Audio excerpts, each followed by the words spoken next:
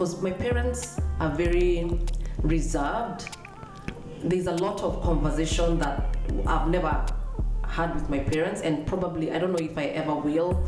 I've always had very good skin, but one day my face broke out and I was looking crazy. Even my daughter, who was young, she used to ask me, "Mom, what's happening with your face?" She's got her hustle that she's trying to hustle and she's not sleeping. So my dad sent my mom to tell me that you need to sleep. He was going to Kenya in 2013 and he said, "I'd like you to come and meet my family." We spent a lot of time together. Like anytime we were free, I think we were together. I even started bringing my friends to his football games. This is one way of establishing whether you're related. Yeah, because they don't want people who are related getting married to each other. Guys, welcome back to the Rubasha Family Podcast. I have a very special guest in the building, guys. Now, as I said, you guys know within the African and Kenyan community here in Australia, I have always seen you around my whole life, and now I think it's going to be amazing to get your story, so yeah, welcome. Thank you, it's good to be here. I know we tried to catch up a couple of months ago when we were in Kenya, but we were both quite busy. So it's good to finally be here, and I'm looking forward to talking to you. Yes, let's do it. So Aunty Esther, I want to get your story. I've known you as Aunty my whole life. Like, to now get your story for who you are, I think it can add value to so many people's lives. So take it back from the beginning. Where are you from? Everything. Well, I am from Kenya. I was born in Nairobi. But when I was, how old was I? When we moved out of Nairobi and moved to Central Province, a place called Karatina. And the story that my parents say for us moving, there was the coup in 1982, and it was really crazy in Kenya, like where my parents were staying. They used to see, people are dying on the streets. And because of that, and it's not something that it's just my family that have said that, so they decided to move out of Nairobi, which was, their own way of, how they handled this situation. So that's where I grew up. So, sorry to cut you off, there was a coup between who? There was a coup. So there was, coup is when people are trying to overthrow the government. Okay. So what happened is, obviously, I'm probably not the best person to narrate this particular thing. I was 2 years old. So, but what happened is people tried to overthrow the government, and, things didn't go well. So there was a lot of deaths. And what my parents were saying, because actually where they were living was near the army base, so a lot of people died around time, and the unrest was in the capital city, so a lot of people interpreted that living here can be dangerous. So they just had a long-term plan of saying, I'm going to move my family back to where I grew up, which was out of Nairobi. So we settled there. I've grown up in boarding school most of my life, actually. I was in boarding school, in primary school from a young age. I believe I was, how old was I when I went into boarding school? Probably 11. That was in primary school up until I finished high school in Limuru. And then when I finished, obviously now after high school you're thinking careers. I was into the arts, Eve, as you can tell now, because I do filmmaking. I was into the arts, but I grew up in a community where arts were hobbies. I loved music. I was actually very good in music. Hey, I got a question for you. Are you smart? Are you a visionary? Well, the fact that you are watching this podcast is a good thing. I got something to tell you. I know time is the most valuable asset, so I'm going to get straight to the point. Here at the Rubasha Family Podcast, we've been focused on consistent output, getting amazing and quality content out to the people who come and support. How can we add value to people's lives? Now, you could be a small business owner or entrepreneur who wants to be able to expand your visibility, get your product or service in front of as many people as possible. The day and age that we're in, social media, podcasts, the fact that they're growing so much on YouTube. YouTube is allocating more budget into the podcast section in media. Why can't you be smart? Why can't you get ahead of the competitors and put your advertisements, put your visibility, your brand in front of as many people as possible? You could actually be one of the ones who is really smart in order to take advantage of this opportunity and put your ads in one of our videos at our lower prices as they are now compared to what they will be as our audience continues to grow and expand much as we're consistent. So if you're really interested in having an advertisement space or brand visibility at the Rabasha Family Podcast, link is in the description. Send us an email and let's talk. Back to the video. I was an A student in music, but then also I was an A student in other things like maybe mathematics, which I was not very interested in, but I was always steered towards doing things that were they were seen as more of careers than hobbies. So of course I had to give up my ideas of music or drama. And I remember my dad used to ask me, what do you want to do? What do you want to do? You know, it's time for you to go to university. What do you want to do? And I could not come up with anything because anything I had in mind was a hobby. Was a hobby. So then so let's go back a tiny bit. How many siblings? Siblings. So I'm the second born. I have an older brother. And then, so we are 5 of us. I've got 2 brothers who are younger than me and a sister. Okay. And I'm the only one here in Australia. Wow. So older brother, how many years apart? Just a year older than me. Okay, a year older than you. And then you said you have 2 more? So, yes, so 3 more actually. 3 more. So I've got a brother who is 1 year older than me. I've got my sister who is about, 2 years, just under 2 years younger than me. Then we stayed like that for a while. Then 10 years later, we had a brother. A brother was born. And then 8 years later, another brother was born. So I actually have a brother who is 20 years younger than me. That's our last born. And okay, wow. So it's a big family. Yeah, big family. A big family. So your parents, how long are they still? How long have they been married? My parents got married in 1978, December, I believe. So they've been married for nearly 45 years. It will be 45 years this year. Yeah. What are some things you remember about, like, just subconsciously you'll see with your parents, like, bringing you guys up? So from the ages of 1 to 10, tell me what was life like in Aunty Esther's shoes? You know, second born, what was it like? Look, I feel like, what can I say? Actually, when we moved from Nairobi, my dad still worked in Nairobi. So he used to be away Monday to Friday and come over the weekends. So it was a very short stint when he was around. And then eventually he left work to do his own business. He had started doing things in real estate and things like that. To be honest, I'm not really sure when that was. I think I would have to really wrap my brain and figure out what year that was. So I think because of my dad being away Monday to Friday, it's very hard for me to kind of give a scenario of the younger years, because on top of that, we went to boarding school. So we spent a lot of time in boarding school. But what I remember for sure, we had to go to church on Sunday, because, you know how we like, as kids, you want to be taken somewhere by your parents. You want to go out, you want to go and do fun stuff. So the incentive for us was to go to church on Sunday, and then our parents will take us somewhere. But then I remember we used to do a lot of road trips as well. My dad loved road trips, and I think that has kind of translated into my life now, because although we don't do them that many, we tend to enjoy them and plan for them and look forward to doing road trips. And I think that's something that I've drawn from the experiences we had going to different places as a family.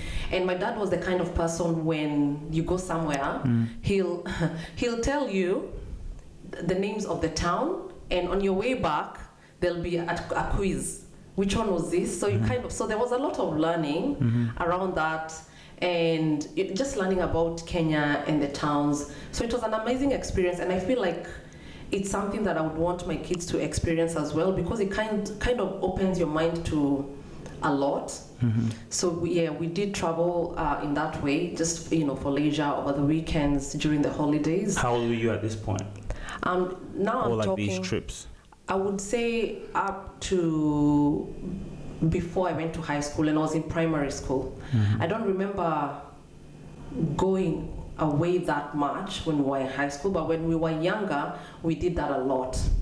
And then the other thing, is with families. My dad, both my parents actually were very close with their siblings, so we had a lot of gatherings between my dad, his siblings, my mom, her siblings, and even my mom's parents, my grandparents, my maternal grandparents.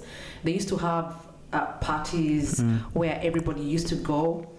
Unfortunately, I never met my paternal grandparents. I did meet my grandfather, but he died when I was 2 years old. So that's from your father's side? From my father's side. So my dad, his mom actually, and you know what, Eve? I was so shocked. My parents came to visit in 2019, and that's where I found out that my grandmother died during childbirth. Oh, wow. Yeah, I had no idea how she died. So I was like, oh my, for some reason I found it so profound because I never made any assumptions about how she died. I assumed maybe she was sick. But then because my parents were really, my father and his siblings, they were still really young when she died. So when he mentioned that, it made a lot of sense that, it would have been something acute or something critical that happened, because obviously she was quite young when she died, so I never got to meet her. And unfortunately, I was too young when my paternal grandfather died, so I never got to meet, I don't remember. Yeah. So how old was your paternal grandfather when he died? How old was he? I don't know. I don't know. I don't know how old he was, but I would imagine he wasn't that old, because my dad would have been in his 30s at the time. Okay. Yeah. So what tribe is your mom and dad from? Both Kikuyu. Kikuyu? Yeah. Okay. From Nyeri, actually. Oh, wow. Yeah. So, and how did they meet? You know what, Eve? I've been inspired. What happened was, I don't know how they met. You don't know? Okay. I don't know how they met. And why I wanted to tell you a backstory is because I realized there's a lot that I don't know about my family. And what I've said is, the next time I go to Kenya, I'm going with a video camera and I will be, even my phone actually, and I just feel like there's so much that we don't know. You see, like I didn't know about my grandmother and what happened. It might not make any difference to someone else, because at the end of the day it was traumatic anyway because they lost her. But, I guess for me, because I have a background, I used to be a midwife, so maybe that's why I just felt like that is something that is potentially avoidable. So I think there was a bit of a deeper feeling of, sadness around it, that, she died of something that could possibly have been prevented. So I am on a mission to find out more about my family, because my dad's older sister, she's the best. She'll tell you everything. But then, of course, now we don't spend that much time with her. But she's the one who gets to tell us a lot about our family history. Because my parents are very reserved. There's a lot of conversation that I've never had with my parents, and probably I don't know if I ever will. But more so about the family, even about how they met. No idea, because they don't talk about it. You see, like for me and Bumzo, we'll laugh about our different versions of how we met. So of course the kids will come to hear about that, but I've never had my parents talk about how they met. So I'd be very interested to find out. So next year, hopefully I'll go pretty soon. I'll have more information. I will tell you how my parents met. Yeah. So do you think those years of, let's say, your father going, how was the connection? You guys are in boarding school, you come back home. Did you feel like you could just come to your parents and maybe talk with them? How was that relationship? No, actually, the relationship with my dad has been, obviously he's our dad, and he was very, very strict. So I remember growing up really scared of my dad, because he was the one who reinforced rules. But then when you talk about that distance, being away, I reckon it could have been the reason why, because you see, like now I think I'm strict with my kids, but they don't fear me at all, So I think it was so much, maybe it could have been that time spent apart where you're not connecting, you're seeing each other over a short period of time.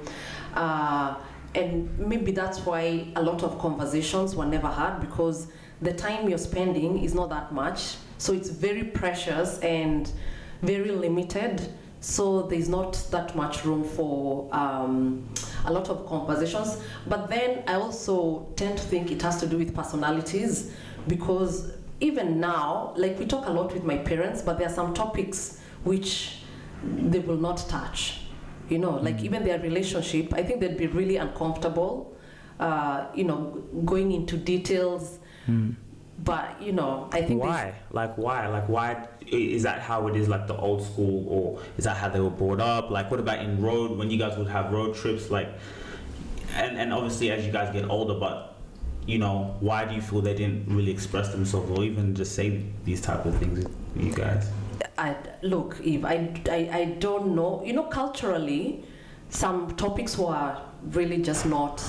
They were all... There are things you would especially not discuss in front of children, about love. But, I think it's also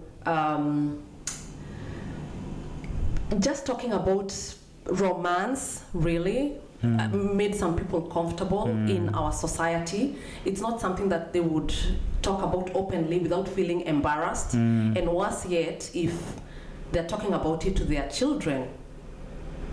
So maybe now it would be different because we are older, but as kids, maybe they'd be like, well, why would the kids even be interested in knowing about our romance? But even us, it's not something that, for me, I don't think it's something I would have even imagined I would bring up with my parents. It was something that you guys never really, No. And I just, because those are things you used to talk about with your friends, not with your parents, at least in our homesteads. And I would like to think a few people around me. And having said that, I know people whose parents were more open to such things. They'll talk about, is that your boyfriend? But my parents have never asked me, do you have a boyfriend? Is that your boyfriend? We've never had that conversation with them. What about just when, let's say, if you were, because your dad was very strict, right? So you also kind of built that little fear. You didn't want to, but like, was there, if you were going through something, even in school, like, hey dad, like, was there that type of conversation from your parents?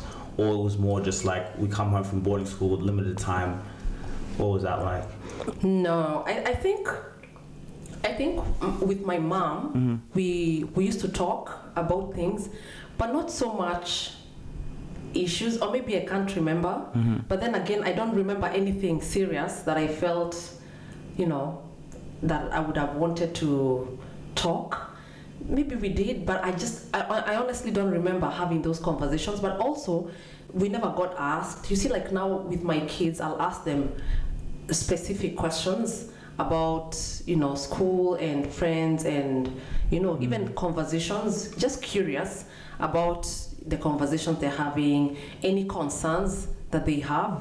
Maybe I was asked and I don't remember, but I don't remember ever sitting down and having deep conversations about my concerns, my fears. I just don't remember. Hey guys, I know you're enjoying this video. Let me quickly tell you about this product that we have. It's a cling wrap, foil, and baking paper organizer. It will organize your drawer. If you're anything like me, you have that drawer in the kitchen that you open and it's just like so messy. It has like a foil box and all of that messy stuff. This product will put everything in one. You can slide your products in and really easy to access, easy to use, easy to cut. Get it, link in the video. Yeah, so how you met my mom? So I met your mom through my two friends. Actually, I think it would have been Carol, actually. Aunty Carol. Yes. So she's the one who told me. In fact, let me tell you how she introduced me. You introduced your mom to me. She told me there is this amazing woman whose kids are awesome. They are so disciplined. What she has done with those boys is amazing. That's how I knew your mom, about you guys and your mom, even before I met her. Really? Yes. So I think the first time I met her would have been at your place. You know how your place used to be the place, the catch-up place? Yeah. So it was, what event was it? I can't remember, but Yeah, so I met your mom, and then we just had our own individual connection. Even if I had met her through friends and they were good friends with Carol, we had our own, friendship, me and your mom. Wow. Yeah. So you're in Sydney. You feel okay. I found my tribe. I found my people. For sure. You started a painting, a side business. So had you graduated nursing at that point? Okay. You graduated. I graduated in the Gold Coast, and I did work for a bit before I came here.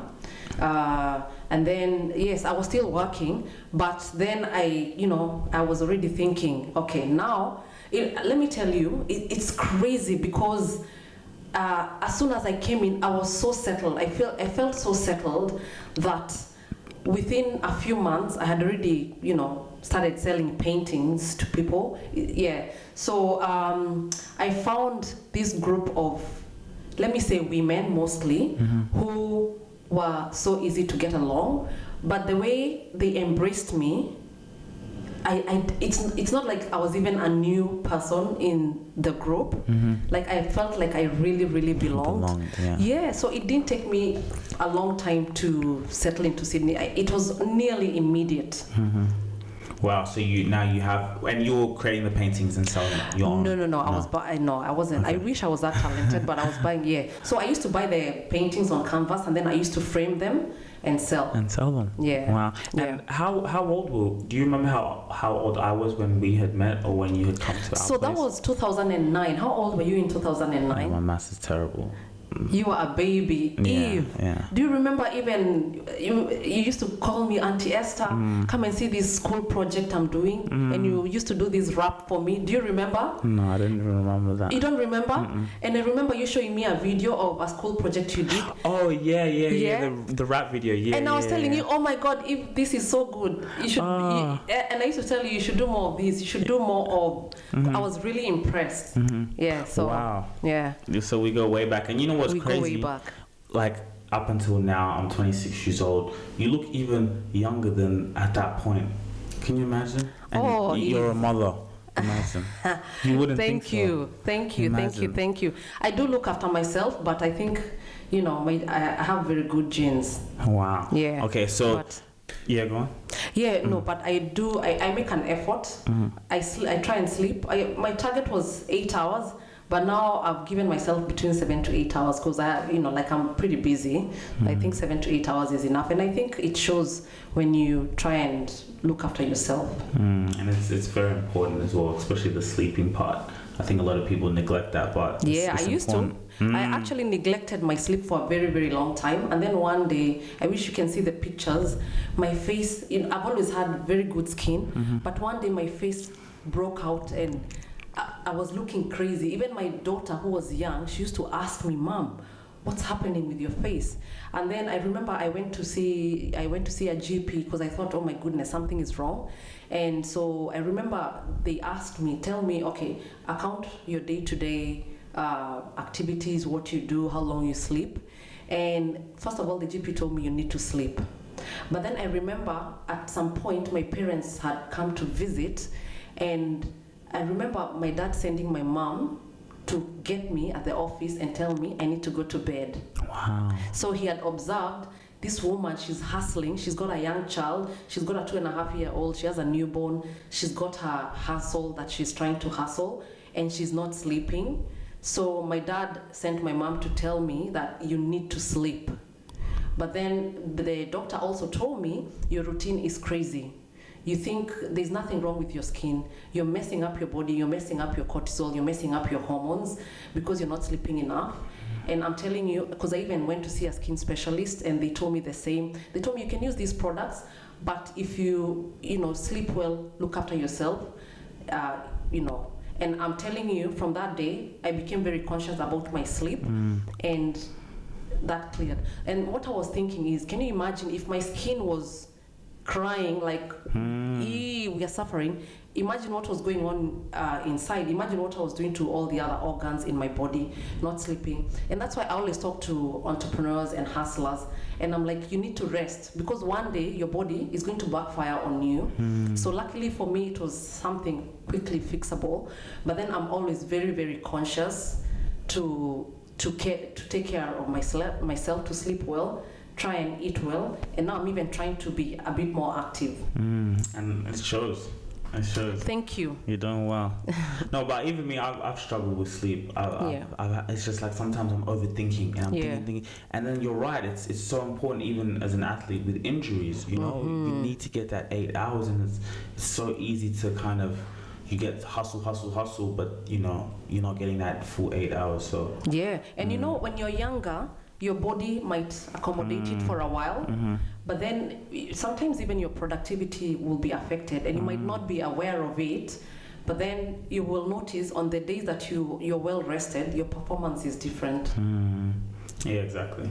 And so, when did you meet Uncle Bumzo? I met him in 2011, I believe. I think it was October 2011. Yeah. You know, a funny story I wanted to tell you. I remember the first time I think I ever saw him, because I was always around you and I'd never seen you with anyone. And then there was one time you guys were dropping me home, and I was in the car and I was like, I've never seen this man before. And I was like, they kind of look alike. But I didn't want to say anything. I was like, I was like, is that her brother? But I was like, no, I've never seen him. It sounds like they're dating, I never told you that before, but. Everyone says, even his sister, the first time we were together at home, even the sister was like, my goodness, you guys look alike. And we get that a lot. Everyone says, you guys look alike, you look alike. And I'm like, okay, we must look alike, because a lot of people seem to think that. But yes, I met him, although his version is different to mine. Okay. So my version is, Mashujade, which is in October, which is one of the national celebrations in Kenya. So there was an event, a Kenyan event. So that's where I met him. But then he thinks we met at a club. However, we probably did, but I had not been drinking chicken soup, so my memories of that night are very blurry. So, but the day we actually met and had a conversation and knew, oh hi, I'm Esther, I'm Mombi, I'm Bumzo. So that was in October 2011. What attracted you? Like what? Why him? Like. Yeah. You've seen him. He's a good-looking chap. Yeah. No, but also, I think it's his sense of humor. Okay. He's, like from the word go, he was very silly. Because I remember actually the first time I talked to him was because I was trying to. What was I trying to do? I was trying to collect some information, and I knew he used to play football for a Kenyan team or a club. So I was asking him information about a few members of the team. And I remember one of the things he sent me, that was actually even before I met him, because someone had directed me to him, and then he had written something like, oh, yes, this and that, and I have sexy legs. I remember he said something like that, and I was like, oh my God, that is so unexpected. And then now when I actually really met him was at Mashujadi in October 2011, and we really got along. And then funny enough, we come from the same area, and we have many mutual friends who we used to hang out with. Like people I used to hang out with are his friends, but for some reason we've never met. So I think there was that connection as well. We had a lot in common, and we got along so well.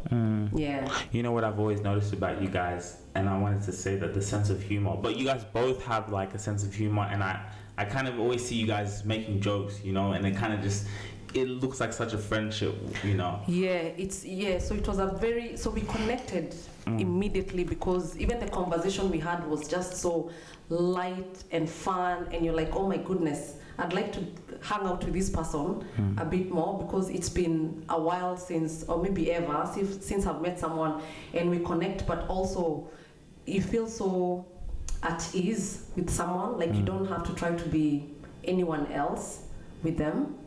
Yeah. Okay, so you meet him. How long were you guys dating? Did it become boyfriend, girlfriend, or till you got to the point where it's like, I really see a future with this man?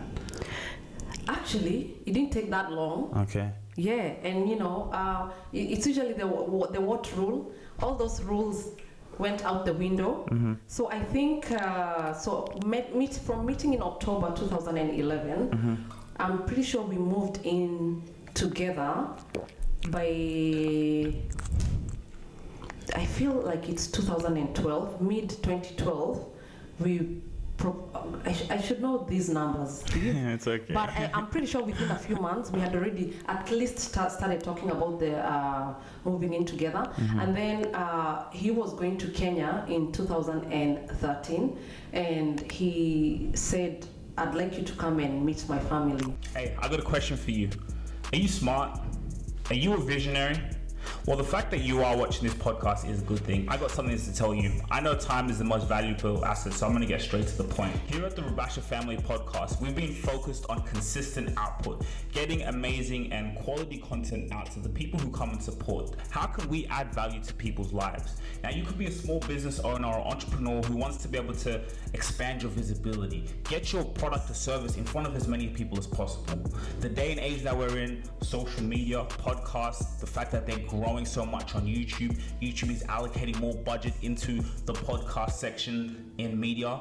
Why can't you be smart? Why can't you get ahead of the competitors and put your advertisements, put your visibility, your brand in front of as many people as possible? You could actually be one of the ones who is really smart in order to take advantage of this opportunity and put your ads in one of our videos at our lower prices as they are now compared to what they will be as our audience continues to grow and expand as much as we're consistent. So if you're really interested in having an advertisement space or brand visibility at the Rabasha Family Podcast, link is in the description. Send us an email and let's talk. Back to the video. Wow. And in my world, if someone tells me that, that's serious. And there was no hesitation from my side. So I think it didn't take that long to know that, you know, we can see a future with each other.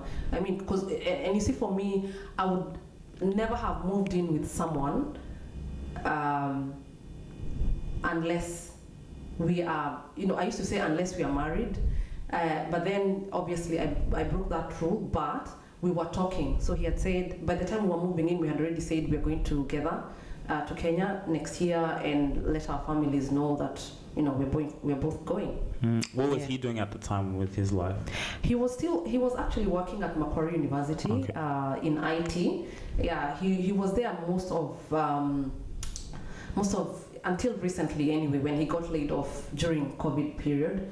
He's been working in IT as a systems administrator at Macquarie University, and then he became a manager there. Yeah. So you saw like, wow, okay, this is someone who knows what he wants, or he's, you know, he's very focused. He was very focused. Actually, one of the things that really attracted me about him was his focus and discipline, because he told me a story about how when he came here, obviously he had a business in Kenya and he had sold it to come and study. And when people used to go out to rugby sevens and doing stuff like that, he never used to go for such things because it was critical for him to, first of all, make sure he's living within his means, but also finishing his studies. And you know, even the way he planned his life, the way, you know, even the work he did when he was a student, very strategic with the organization he worked with, because that was the stepping stone to him being employed by the very university that where he was studying, because he also did a few things for them, like being like, I think it was something to do with students. So even by the time he was applying for a job there, they knew who he was. So I was attracted to his ambition and his discipline. And you know, that's one of the things that people don't get to see about him, because he jokes a lot. Like, he jokes a lot. If you have a conversation with him, with his, you know, as a friend, 90% of the time will be a lot of joking.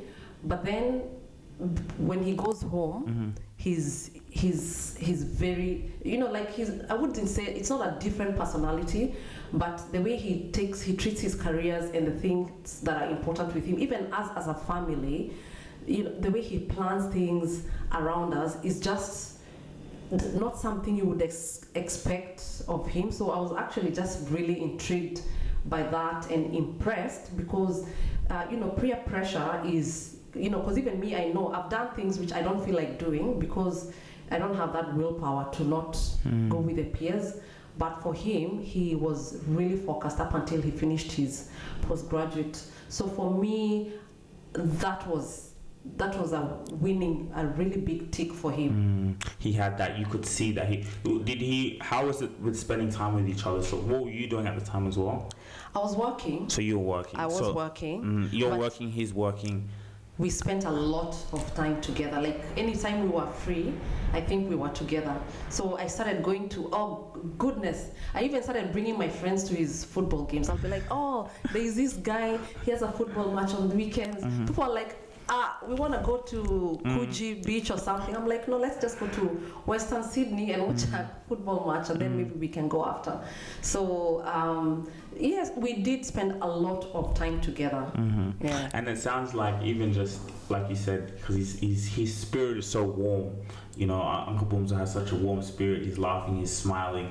So just like it's amazing how like you guys have come together. You know what I mean? And you know, you're creating something special.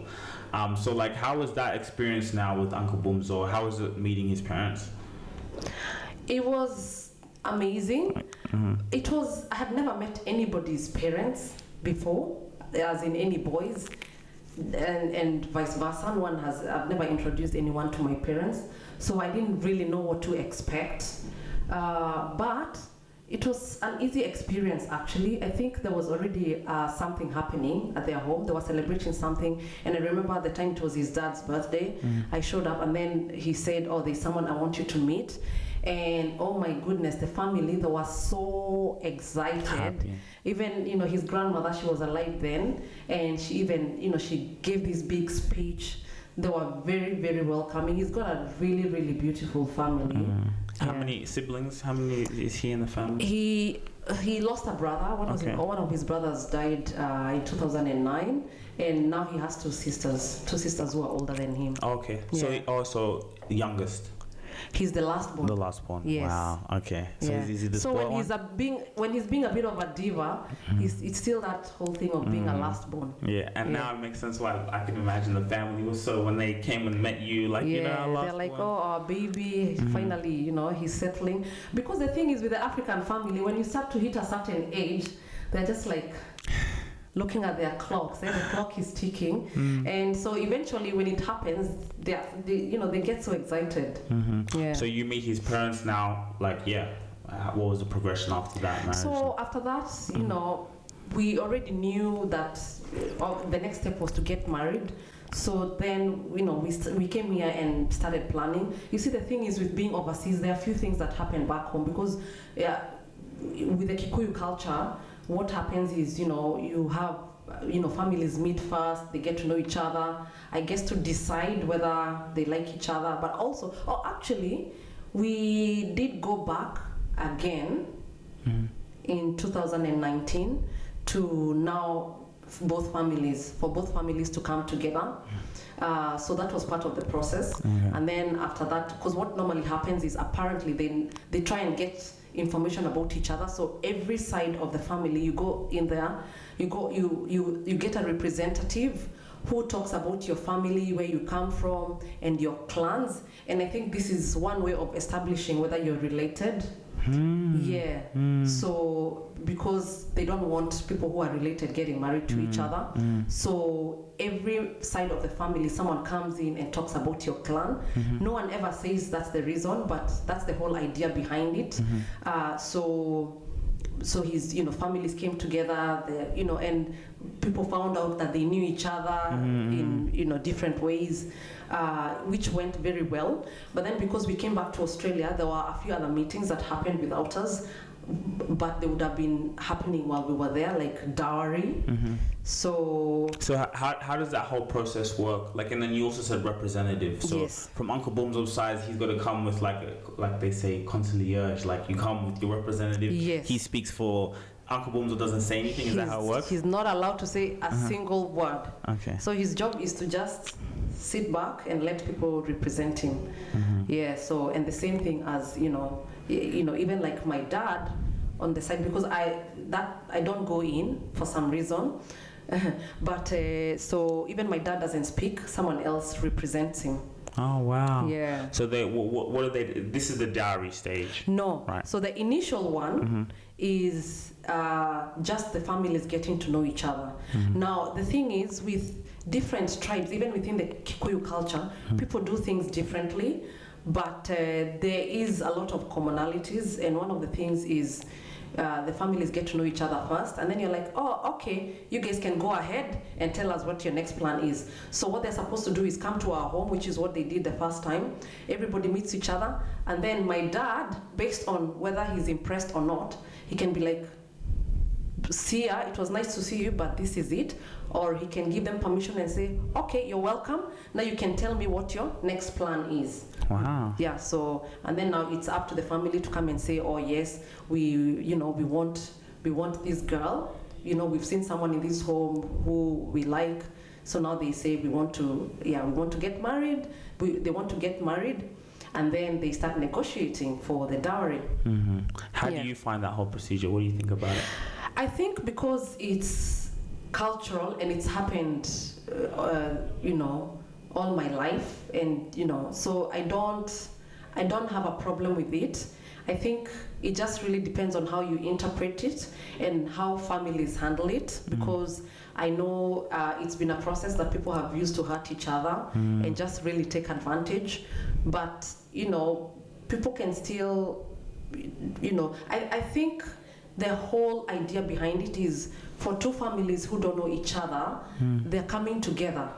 So what processes are you, how are you doing so that these people are not strangers to each other? So I think that's a good way for families to meet.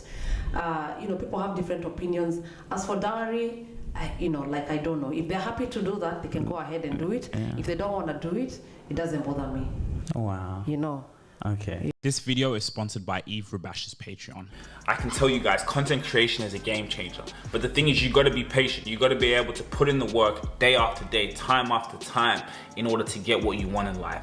I've really looked at my experience. I've looked at what I've gone through, and I'm like, you know what? I can start helping people now. I can help people become content creators because I have found so many gems, so much knowledge. I mean, come on, the record speaks for itself. You go head out on my YouTube channel and you see what I'm doing out there. We are doing numbers. YouTube shorts are going crazy. My vlogs are going crazy, dropping every single day. I love you guys, man. I want you to grow. I want you to see a pathway for yourself. There's no limit to what you can achieve and where you are going. And if you're really serious about content creation, if you're really serious about being a YouTuber, I got the gems and I'm giving them away on my Patreon. I think it's a way of families meeting each other.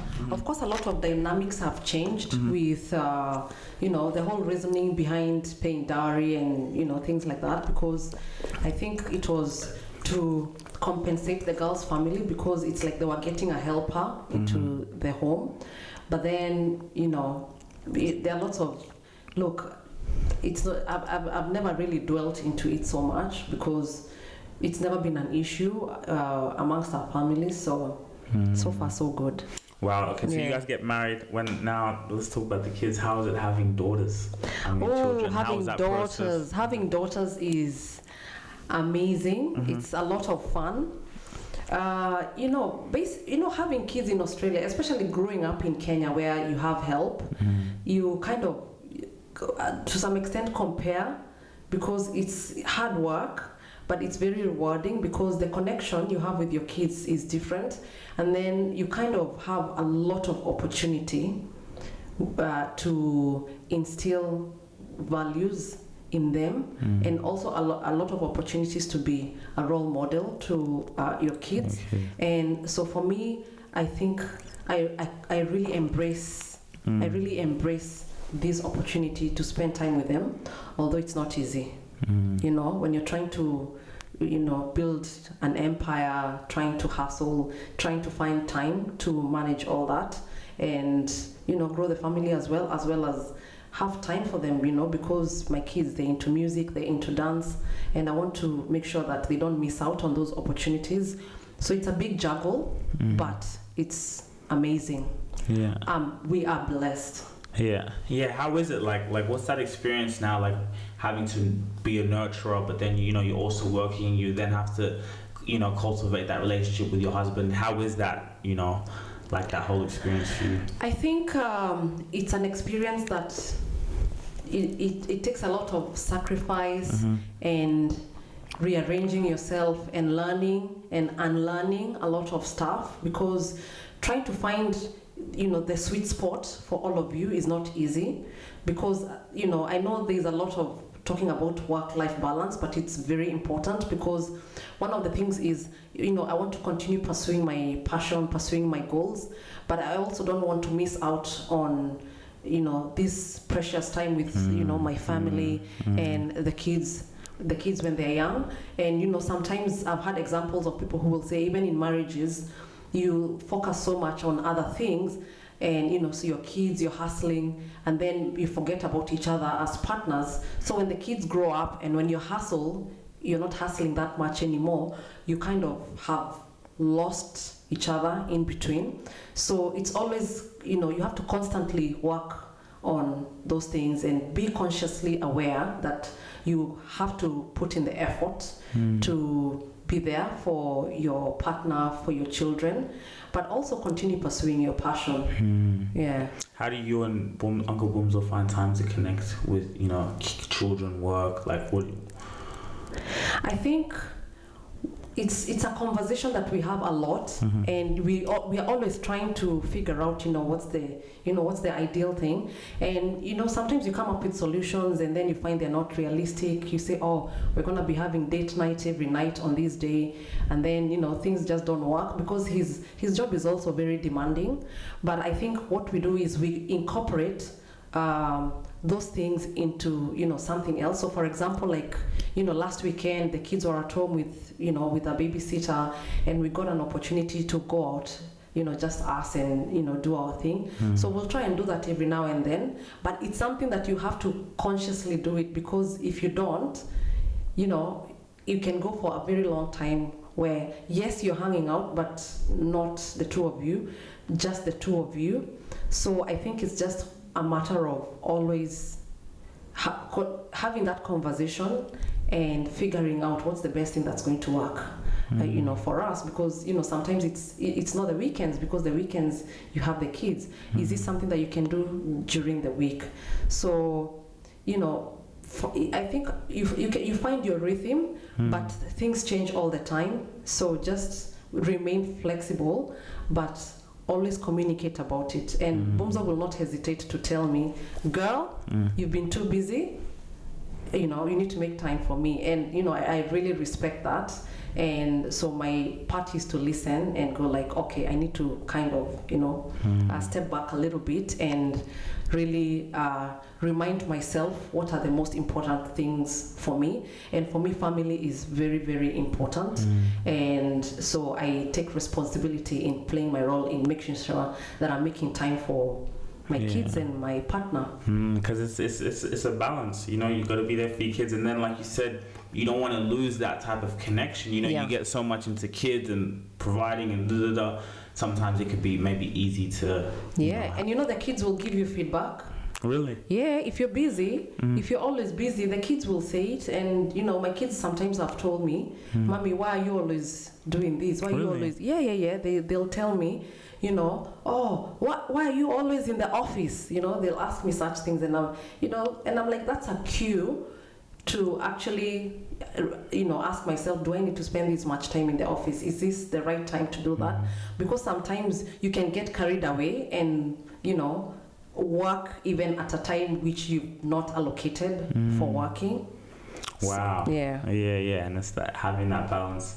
So is there any things like you remember now, you as a mother, like you do subconsciously from seeing your mother, or any knowledge that you had from your mother you impart into your children? Like, do you know what I mean? I think one of the things that I always think about my mom, and especially with my kids, and I want to kind of be like that for my kids, is the way she was very calm. She never used to shout.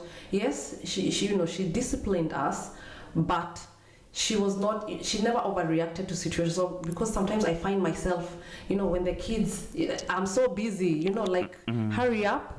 She was very patient. And I always remember that. I actually remember that very well about my mom, even up to today. She's, you know, like, she's so nurturing in a way that even if she wants you to get things done, the way she does it is in a very patient, it's almost like a calm way of trying to deal with situations. I know maybe personalities have a lot to do with it, but it's the one thing that I love about my mom so much that I would want to kind of, you know, translate that onto my children. Well, that calm, that patience, but she can still tell you what to do, but do it in a way where you'll listen. Yeah, not with impatience, not with, you know, that tone that can be a little bit, you know, overbearing. Sometimes you can't help it, but I just don't want to be that kind of a person all the time. Wow. Okay. So what's some good relationship advice you can give, or just the experience that you've had with Uncle Booms, or to be married up until this point, 2 beautiful children? What's some relationship advice we can hear from you? I think communication is really big because sometimes you make assumptions, and you know, one thing I've learned over the years is that because of the baggage you've carried over the years, your interpretation of situations can be just crazy, because you're already, you know, you're using your past experience to imagine this is what this person meant, but it has absolutely nothing to do with that. And that's, I've learned a lot about myself being in a relationship, and thankfully, because I, you know, like, if something is not going right, I try and kind of look for answers, you know, like... This video is sponsored by Eve Rabash's Patreon. You know, listen to experts on this advice, you know, not friends, but and just listen to, you know, a few things about relationships. I've read some books very early. I had a Kindle very early in our relationship, and if you look at my Kindle, there's a lot of stuff about, you know, relationships. So I used that kind of stuff to empower me, and I think it's very important, because a lot of people tend to always go to friends, but what you will get is opinions most of the time, because you know, not everyone is, most of us are not experts on these things, and at the end of the day, different things work for different people. So I think you first empower yourself with information, but communication is very important. If something is bothering you, go to your partner and say, hey, you know, this happened and it made me feel this type of way. Because when you make assumptions, you can be angry about things that don't exist. But the other thing is, I think also giving people space. You know, there's, you know, everyone needs their own time, because you know, as much as we are very busy and we don't have that much time to spend with each other, it's very important for, you know, someone to continue to have their own space, because it gives them more energy to, you know, to put back into the relationship. Exactly. They have their time. They can be, I mean, there's a lot I have learned. I could talk for an hour. Yeah. Okay. Well, and then one thing I really like to add is, or ask you, is, what is a divine woman to you? What is a divine woman? A divine woman, yeah. Or just when you think of that, what does that mean to you? I think, for me, right now, I like to kind of define people by how they treat others, you know, their families. To me, if I think of a divine woman, I would think of someone who is a really good person to others and to their families as well, who is, you know, friends, family. I think, you know, like, I don't want, you know, those titles, I think they kind of put a lot of pressure on people, and people might be like, oh, I want to be this divine woman. And the reason why that has come up is because there's this thing called a Proverbs, I can't remember the verse, I think maybe a Proverbs 36 woman, and there's a list of all these things that this woman is supposed to be. But the thing is, nobody can be all those things. But I think a divine woman would be someone who is good to others, but then you're also good to yourself. Because a lot of times, you know, people are not both. you know. So as much as possible, be good to others, but also remember to be good to yourself, and you know, be kind to yourself and have that confidence in yourself and believe in yourself. Yeah, self. You cannot really, to love others, you need to love yourself. Yeah. You know what I mean? That's very important. Okay, Auntie Esther, I think this has been a brilliant conversation. What are you up to now? Tell them about, you know, what are you doing with your life now? Anything that you want to shout out? Yes. Because you're very busy. I know you are. I am very busy. I am very busy. As you know, you probably know, I do have my own business. I coach women who want to start their own online businesses, and I try and focus on people from migrant backgrounds because they are marginalized, and a lot of times they kind of want to connect with someone who has been through similar experiences with them. But beyond that, I help anyone. I'm actually coming up with a program in May, which is a 12-week group program, which will take. I'm taking not more than 20 people, and I will take them through the process of starting their businesses from scratch up to the people there, up to the time where it's ready to launch into a business that's going to be generating some income for them. So that's what I'm doing. And on top of that, I'm actually also a business coach for an organization called Settlement SSI. It's called Settlement Settlement Service International. So they have a program called Ignite Startup Program, and they do help people from asylum seekers and people from the migrant community to start their own business. But once they set them up, they reach out to other coaches or educators to support them through the journey. So that's what I'm doing at the moment for them. I do that 1 or 2 days a week. And then on top of that, I am a filmmaker, Eve. I'm actually working on 2 feature films at the moment. Yes, so I've got a feature film, and I do have the film festival in Kenya. So I am a very, very busy woman, but I am loving it. I'm enjoying it. So yeah. So and with the film and I know you love that and have a passion for it. So what do? Are you directing? I am a producer. I am a film producer. So what does that involve? So the producer is basically the one who makes it all happen. Oh, really? So somewhat not makes it all happen, but brings a lot of things together. Okay. So as a producer, although the people I've worked with, they're already involved. Like one of the films I'm doing, the director is also the one who wrote the story. So, and he does a lot of work which could be a producer's work anyway. So, but ideally the definition of a producer, so for example, a producer would say, okay, I want to make a film. You get a script, you get the director, you get the writers, you get the actors, you get, basically you bring the crew and the cast together, and you look for distributors, you look, so that's what a producer does. Yeah. Fortunately, I work with people who kind of are, into everything, but that's what I do, film producing. Wow, that's amazing. Yeah, because I've always seen like producer, you always hear that title, but I've always wanted to know, what does an actually producer do? Yeah, so the producer is the one who brings all that together. Everything together. Wow, okay. And how can people get in touch with the webinar or the seminar that you're hosting? So go to mompreneursociety.com. That's my website. Yeah, put it there. And you'll get more information about myself. I do one-on-one coaching, but that one is very, very limited. I don't have that much space for one-on-one coaching. It's actually my favorite way of coaching, but because I'm only one person, I've kind of diversified into group programs as well. Okay. But yeah, you can find me on that website, and yeah. All right, you guys heard it here first. This was an amazing, interview with you, Auntie Esther. I think you're very beautiful. You're in an amazing relationship. I love, your daughters as well, and to see how far you've come, from where you started and to where you are. And where you're going is exciting. And so I always see you on YouTube as well. I've seen you, I'm like, oh, my Auntie Esther, you're killing it. Thank you so much, Eve. Look, I'm so proud of you. I am really, really proud of you and what you're doing. And I've seen you from the time you started, posting about sports. and now you've come to this level.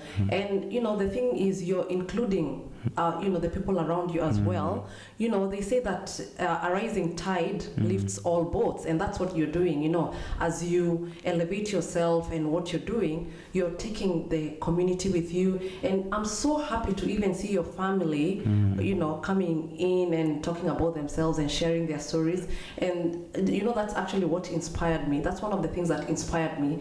The way I was saying, the next time I go to Kenya, I'll have a camera, whether it's my phone or an actual camera, and I'm going to get some stories about my family and get to know about my family, so that when my kids and my great grandchildren, when the generations come up, the history will be there. It'll be there. Yeah. We talked about that too at when at my mom's birthday. We would that's why I do this, because I'm like, imagine if I'm documenting this. Imagine if like my kids can see mom and dad, how they were, like just the family history, you know what I mean? Like, and now because of you, I'm going to ask my parents how they met.